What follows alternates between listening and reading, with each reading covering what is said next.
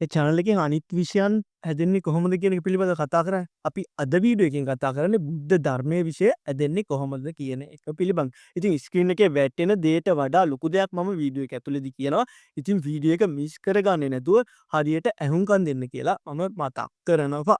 ඒ වගේම මම මේ වීඩියෝ එකේදී MCQ පේපරේට ප්‍රශ්න එන්නේ කොහොමද කියන එක පිළිබඳවත් කතා කරනවා. ඉතින් කිසිම කෙනෙක් MCQ පේපරේ හැදෙන්නේ කොහොමද කියන එක පිළිබඳව මේ වෙනකල් කියලා නැහැ. ඉතින් මම මේ MCQ පේපර් එක හැදෙන විදිය ගැන කියන්නේ 2021, 22, 23, 24 අවුරුදු වල පේපර් දිහා බලලා මෙන්න මේ පේපර් අධ්‍යයනය කරලා. ඒ වගේම මම දෙවෙනි පත්‍රයේ ප්‍රශ්න හැදෙන විදිය පිළිබඳව මේ වීඩියෝ එකෙන් කතා කරනවා. වගේම පොඩි ටිප්ස් ටිකක් දෙනවා. මෙන්න මේ අනිවාර්යෙන් ඒකක් ගන්න පුළුවන් බුද්ධ ධර්මයේ විෂයට අනිවාර්යෙන් ඒකක් ගන්නෙ කොහොමද, මේක ගොඩ දාගන්නේ කොහොමද කියන එක පිළිබඳව. ඉතින් මේක කවුරුත් සේල් වෙන විෂයක් නෙමෙයි.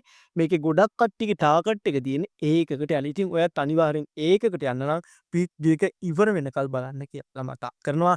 ඒ වගේම ඔයාට මේ channel එක අද හම්බෙන්නේ පළවෙනි වතාවට අහම්බෙත් නම් අනිවාර්යෙන් channel එක subscribe කරන්න. මොකද ඔයාට කවදාවත් මෙන්න මේ channel එක හම්බ වෙන්නේ නැති වෙන්න පුළුවන්.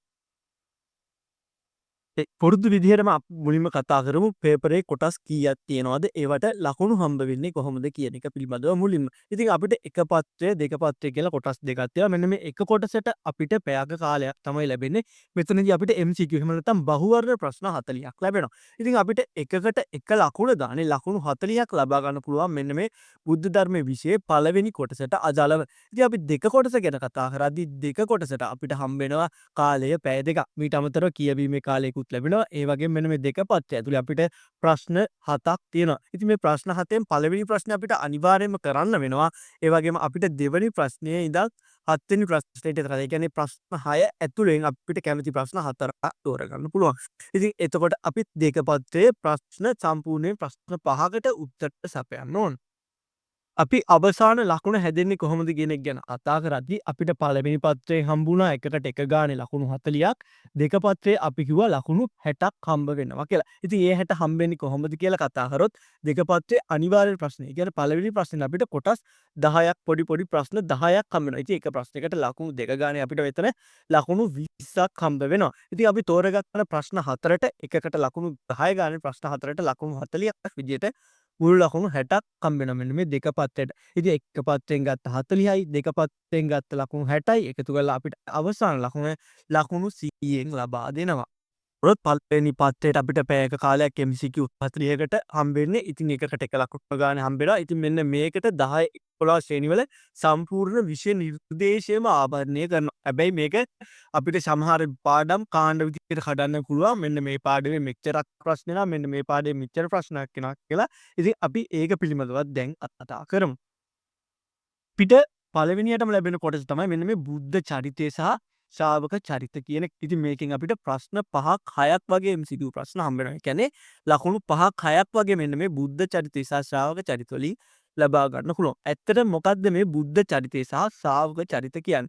ඉතින් මේකෙදි අපි කතා කරන්නේ බුදුරජාණන් වහන්සේගේ ජීවිතයේ විශේෂ සිදුවීම් පිළිබඳව MCQ ප්‍රශ්නයක්. එහෙම නැත්නම් ඒවට අදාළ දිනවකවානුවල අග්‍ර ශ්‍රාවකයන් වහන්සේලා පිළිබඳව ප්‍රශ්න මෙන්න මේ බුද්ධ චරිතය සහ ශ්‍රාවක චරිත කියන එක ඇතුළට එනවා. ඉතින් බුද්ධ චරිතයේ තවත් අවස්ථා තමයි මෙන්න මේ ජාතක කතාවල තියෙන ඒවා පාරමිතා ඒ වගේම බුද්ධ චරිතයේ ස්ථාන සහ පුද්ගලයන් ආශ්‍රයෙන් මෙන්න මේ බුද්ධ චරිතය සහ ශ්‍රාවක චරිත කියන කොටසට අදාළව MCQ 5ක් 6ක් මෙන්න මේ MCQ 40 ඇතුලේ තියෙනවා. අපිට ලැබෙන කොටස තමයි බුද්ධ ධර්මයේ සහ සූත්‍ර කියන එක. ඉතින් මේක තමයි විෂය නිර්දේශය මෙන්න මේ MCQ 40 ඇතුලේ වැඩිම MCQ ගණක් තියෙන මේ බුද්ධ ධර්ම සහ සූත්‍ර කියන කොටසට අදාළව.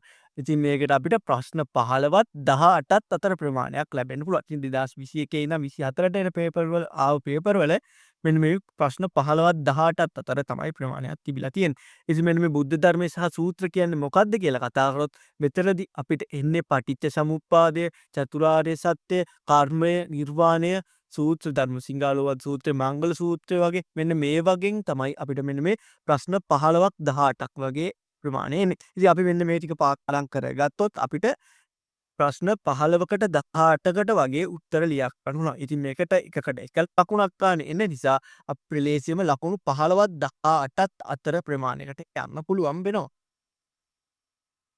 ප්‍රශ්න කාණ්ඩේ විදිහට අපිට එන්නේ ශාසන ඉතිහාසය කියන එක පිළිබඳව. ඉතින් මෙතනදී අපිට ප්‍රශ්න 3ක් 5ක් අතර ප්‍රමාණයක් තමයි ලැබෙන්නේ. ඉතින් මේක ගැන කතා කරොත් මේකෙදි එන්නේ බෞද්ධ ආගමේ ඉතිහාසය පිළිබඳ. ලංකාවේ ඉතිහාසය විතර නෙමෙයි මේකට ඉන්දියාවේ ඉතිහාසය පිළිබඳවත් එන්න පුළුවන්. ඉතින් මම පොඩි ටිප් එකක් විදිහට මෙන්න මේකට එනවා කියනවා සංගායනාව. ඊට පස්සේ මෙන්න මේ මිහිඳු හාමුදුරුවෝ ගැන, ඊට පස්සේ සංඝමිත්තා තෙරණිය ගැන, ලංකාවේ රජවරු කරපු ශාසනික සේවාවන් ගැන පොඩි පොඩි කරුණු මොන පෝය දුනේ, කවද දුනේ, කවුද කරේ, මෙන්න මේ වගේ දේවල් පිළිබඳව මේ ශාසන ඉතිහාසය ආශ්‍රිත කොටසින් තමයි එන්නේ. ඉතින් MCQ 3ත් 5ත් අතර ප්‍රමාණයක් එනවා. බුද්ධ ආගම විෂය කියන්නේ හරි ලේසි විෂයක්.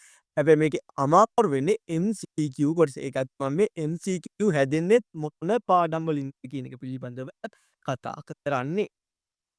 MCQ වලට එන 4 වෙනි කොටස විදිහට මම කියන්නේ බෞද්ධ සංස්කෘතිය සහ සාහිත්‍ය කියන එක. ඉතින් මෙන්න මේක ආශ්‍රිතව අපිට ප්‍රශ්න 5ත් 6ත් අතර ප්‍රමාණයක් හම්බ වෙනවා. ඉතින් පොත්පත් ලිව්වේ කවුද? චෛත්‍ය, ඊට පස්සේ කලා නිර්මාණ ගැන වගේ ප්‍රශ්න මෙන්න මේකදී එන්න පුළුවන්. ඉතින් උදාහරණයක් විදිහට මම ප්‍රශ්න දෙකක් මෙතන දාලා තියෙනවා. ලෝවැඩ සංග්‍රහව රචනා කළේ කවුද? ඒ වගේම අවකරණ පිළිමය කුමන යුගයටද? අන්න ඒ වගේ සාහිත්‍යයට, සංස්කෘතියට අදාළ ප්‍රශ්න 5ක් 6ක් තමයි මෙන්න මේ බෞද්ධ සංස්කෘතිය හා සාහිත්‍ය ආශ්‍රයෙන් අපිට සාමාන්‍ය පෙළ බුද්ධ ධර්මයේ බේකරේට ලැබෙන්නේ. ඊට පස්වෙනි කාණ්ඩය තමයි මෙන්න මේ අභිධර්මය කියන කොටස. ඉතින් අභිධර්ම කොටස ඇතුළතදී අපිට එන්න පුළුවන් කුසල් සිත්, අකුසල් සිත් ගණන, ඊට පස්සේ චෛතසික වර්ග, මෙන්න මේ වගේ සංඛ්‍යාත්මක ගැන තියෙන්නේ. අන්න ඒවා ආශ්‍රිත ප්‍රශ්න 3ත් 4ත් අතර ප්‍රමාණයක් දෙන්න පුළුවන්. ඉතින් ඉස්සර වගේ නෙමෙයි දැන් පේපරේට මෙන්න මේ චිත්ත, චෛතසික, රූප ගැන අහන සිදු ප්‍රශ්න අඩුයි. ඉතින් සිදුවීම් ප්‍රශ්න අහන්නේ නැහැ. මේකට ධර්ම කරුණු යම්කිසි ප්‍රමාණයක් මික්ස් කරලා තමයි මෙන්න මේ ප්‍රශ්න 3ත් 4ත් අතර ප්‍රමාණය අහන්නේ අපේ. පැහැදිලා 6 වෙනි කාණ්ඩය තමයි මෙන්න මේ සාමාන්‍ය දැනුම එහෙම නැත්නම් කාලීන කරුණු කියන එක. ඉතින් මේකදී සාමාන්‍ය විෂය නිර්දේශයෙන් පිට පොඩි පොඩි ප්‍රශ්න එන්නත් පුළුවන්. ඉතින් මේක අර බෞද්ධයෙක් වුණාම අනිවාර්යෙන් දැනගත යුතු දේවල් තියෙන්නේ. අන්න ඒවා ආශ්‍රයෙන් තමයි මෙතනදී ප්‍රශ්න හැදෙන්නේ. ප්‍රධාන වශයෙන් ලෝකෝරුම ස්ථාන, ඊට පස්සේ අලුත් ශාසනික තොරතුරු, මෙන්න මේ වගේ දේවල් වලින් ප්‍රශ්න එකක් දෙකක් වගේ අහන්නත් පුළුවන් මෙන්න මේ MCQ 40 ඇතුළතදී. දෙවෙනි කොටස ගැන කතා කරලා ඉවරනේ. අපි දැන් කතා කරමු දෙවෙනි කොටස හැදෙන්නේ කොහොමද කියලා. ඉතින් දෙවෙනි කොටසට අපිට පැය දෙකක් දෙනවා. අමතර කියවීමේ විනාඩි 10ක් කාලයක් ලැබෙනවා. ඉතින් සම්පූර්ණ ප්‍රශ්න 7ක් තියෙනවා. පළවෙනි ප්‍රශ්නේ අනිවාර්යයි. ඉතුරු ප්‍රශ්න 6න් 4කට තමයි උත්තර ලියන්න ඕන. ප්‍රශ්න හැදෙන්නේ අනිවාර්ය ප්‍රශ්නයක් කිව්වට මෙන්න මේක ඇතුලේ අපිට කෙටි ප්‍රශ්න 10ක් තියෙනවා. ඉතින් මට මේකට නිශ්චිත පාඩමක් කියන්න බෑ.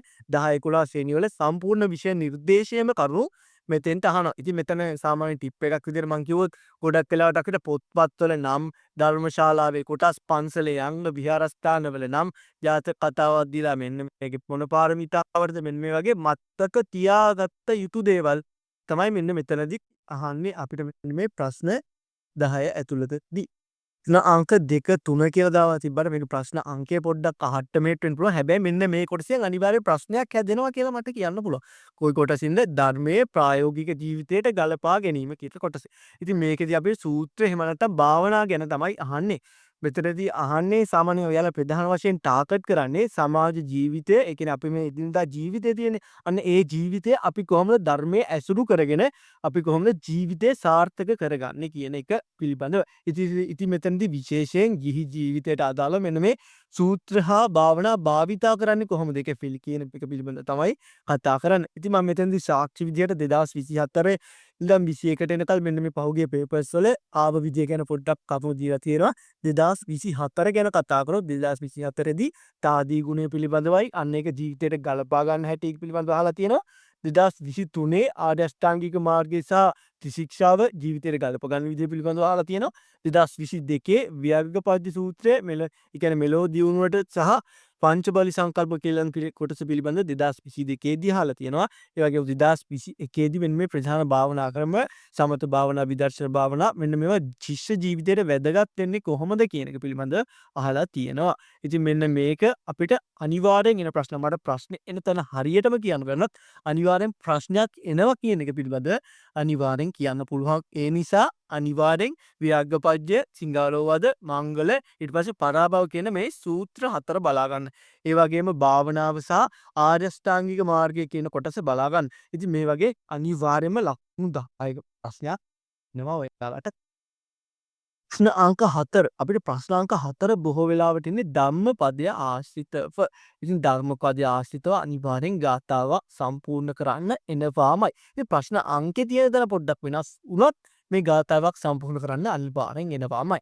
ඉතින් 2024 දී යන්නේ මේ විදිහට තචංකම්මං කතං සාදු ගාථාව සම්පූර්ණ කිරීම තේරුම සාද සකුසල් පිළිබඳව 2023 දී අත්තනාව කතම් පාපං කියන මෙන්න මේ ගාථාව සම්පූර්ණ කිරීම තේරුම සහ වගකීම් තමා සතු බව පිළිබඳව විස්තර කරන්න 2022 දී නැත්නම් කම්මං කතං සාදු ගාථාව සම්පූර්ණ කරන්නයි තේරුම ලියන්නයි උපදෙස් දෙන්නයි 2021 දී උත්තානවතෝ සතිමතෝ ගාථාව සම්පූර්ණ කරන්නයි තේරුම දෙන්නයි ආදර්ශ දෙන්නයි අන්න එතකොට අපිට කියනවා 2021 ඉඳන් 24ට එනකන් හැමදාම ගාථාවක් ඇවිල්ලා.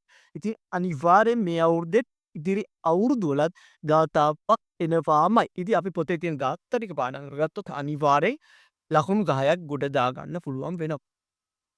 අංක 5 අපිට හැදෙන්නේ ගාම්භීර ධර්ම කරුණු. එහෙම නැත්නම් න්‍යායාත්මක දැනුම කියන කොටසෙන්. ඉතින් මෙතනදී ටිකක් ගැඹුරු ධර්ම කරුණු අහනවා. මෙතනදී ටිකක් ගැඹුරු ධර්ම කරුණු තමයි අහන්නේ. ඉතින් 2024 දී අපිට ඇවිත් තියෙනවා චතුරාර්ය සත්‍ය දුක දුකට හේතු ආදී පිළිබඳව. 2023 දී අපිට ඇවිත් තියෙනවා මංගල කරුණු සහ පරාභව කරුණු. මෙන්න මේ සූත්‍ර කොටස් අදාළ වෙලා ඊටපත් 2022 දී අපිට ඇවිත් තියෙනවා පංච නියාම ධර්ම සහ කර්මය පිළිබඳව. 2021 දී අපිට ඇවිත් තියෙනවා කර්මය චේතනාව විපාක දෙන කාලෙ වෙන්න මේවා පිළිබඳව. ඒ කියන්නේ මෙතනදී අපිට අර න්‍යායාත්මක කරුණු දෙන ඒවා තමයි අහන්නේ. ඉතින් අපි විභාවෙට කර්මය පංච නියාමන ධර්ම ඊට පස්සේ චතුරාර්ය සත්‍ය පටිච්ච සමුප්පාදය මෙන්න මේ මාර්තුක 4 පිළිබඳව පාඩම් කරගත්තොත් මෙන්න මේ මාර්තුක 4 එකක් මෙතෙන්ට එන්න තියෙන ඉත්ත ගොඩක් දුරට වැඩි. ඉතින් අනිවාර්යෙන් මෙන්න මේ කොටස් 4 පාඩම් කරගත්තොත් ඔයාට ලකුණු 10ක් ගොඩ දා ගන්න පුළුවන් වෙනවා. අංක 6 අපිට අහන්න වෙන්නේ ශාසන ඉතිහාසය පිළිබඳව. ඉතින් මම ආයෙත් මතක් කරනවා මේකේ ප්‍රශ්නේ අංකේ තියෙන තැන පොඩ්ඩක් එහාට මෙහාට වුණත් මෙන්න මේ ශාසන ඉතිහාසය හින්දා සංගායනා වලින් කොටසක් එනවාමයි. හැබැයි 2024 දී මෙතන පොඩි වෙනසක් වෙලා තියෙනවා. සංගායනාවක් වෙනුවට සතර අගති පිළිබඳව තමයි ඇවිත් තියෙන්නේ. හැබැයි 2021 22 23 කියලා කතා කරොත් 2023 දී අපිට පළමු ධර්ම සංගායනාව පිළිබඳව සුභද්‍රගේ ප්‍රකාශ ස්ථානයේ රජතුමා පිළිබඳව ප්‍රශ්න අහලා තියෙනවා.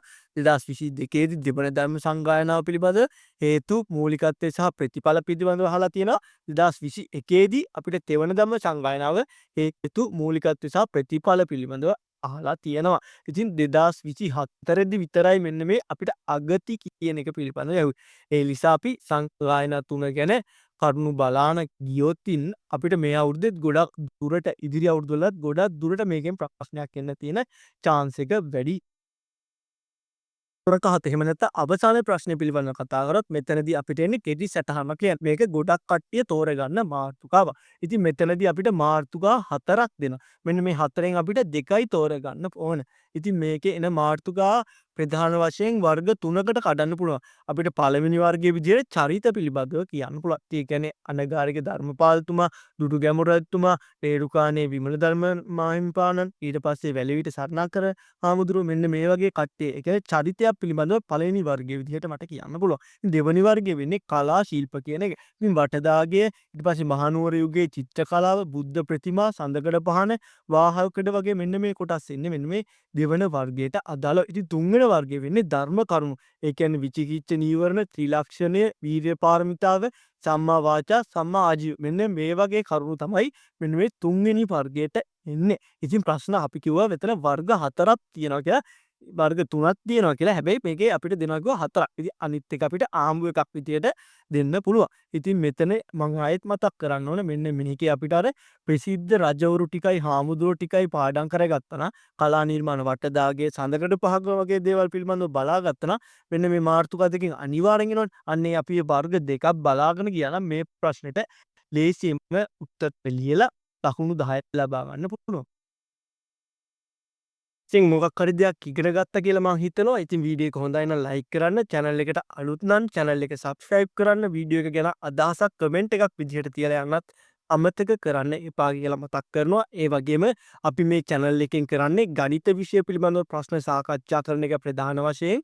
ඉතින් එකතු වෙන්න අපේ ගණිත පන්තියට නොමිලේ පවත්වන්නේ පහල තියෙන ලින්ක් එකෙන් අපේ WhatsApp group එකට එකතු වුණොත් ඔයාට අපේ හැම ගණන් පාඩමක්ම මග හැරව ගන්නේ නැතුව ඉගෙන ගන්න පුළුවන්.